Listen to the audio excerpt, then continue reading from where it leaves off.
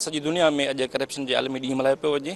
Sindh secretariat में बि anti corruption तरफ़ां आगाही मुहिम कढी आहे ऐं वाक़ कयो आहे। उन हवाले सां चओ त हितां जे जेको आहे एंटी करप्शन जे चेयरमैन सां गॾोगॾु डायरेक्टर ऐं डिप्टी डायरेक्टरनि सां ऐं ॿिनि ऑफिसरनि सां बि ॻाल्हि ॿोल कंदासीं त करप्शन जे ख़ात्मे जे हवाले सां उन्हनि जो छा चवणु आहे। आलमी ॾींहुं मल्हायो वेंदो आहे।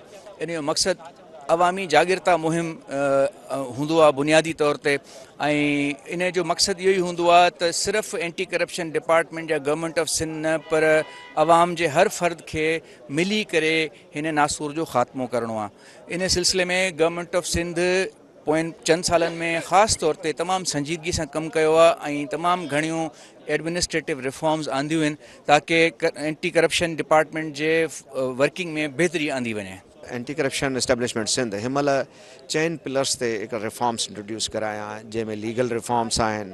उन में असां लॉ खे चेंजिस आणियूं था पिया। उन में मुसलसल इहा कोशिशि आहे त लॉ खे अहिड़े तरीक़े सां मज़बूत कजे जंहिंमें विसल ब्लोअर जेको आहे उनजो प्रोटेक्शन हुजे ऐं अगरि को कंप्लेनेंट आहे कंप्लेन करे थो त उन जी सेंस ऑफ सिक्योरिटी खे रखिजे ऐं कंप्लेन जो अज़ालो मुकमल थियणु घुरिजे ऐं तेज़ी सां थियणु घुरिजे। तेज़ी सां थियण जो मक़सदु इहो आहे त असां हाणे कंप्लेन मैनेजमेंट सिस्टम हिकिड़ो लॉन्च करे छॾियो आहे जेको राति जो केर बि किथे बि वेही सॼी सिंध मां छा पर इंटरनेशनल लेवल ते जेको बि जिथे आहे जंहिंसां अगरि सिंध जी जोग्राफिकल लिमिट्स में का नाइंसाफ़ी थी आहे का हक़ तलफ़ी थी आहे त उहो कंप्लेन उते करे सघे थो ऐं उन जो क्विक अज़ालो आहे। हिन साल में इंतज़ामी तौर एडमिनिस्ट्रेटिवली लीगली एंटी करप्शन काफ़ी तब्दीलियूं आंदियूं आहिनि। पहिरियां त असांजी जेका रीस्ट्रक्चरिंग थी आहे, जेके असांजा डिस्ट्रिक्ट लेवल ते पहिरियां जेको ऑफिसर्स हूंदा उनजी कैपेसिटी बिल्डिंग जा इशूज़ हूंदा हुया या इंस्पेक्टर लेवल जा ऑफिसर्स हूंदा हुया।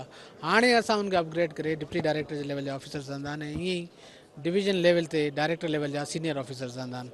इंतज़ामी ढांचे बहितर थियण सां इहा उमेद आहे ऐं बल्कि इहो आहे त उहे जेके मामलात हुया जिन में डिले थींदी हुई या आवाम खे फिल फोर रिलीफ न मिलंदो उहो बहितर थींदा।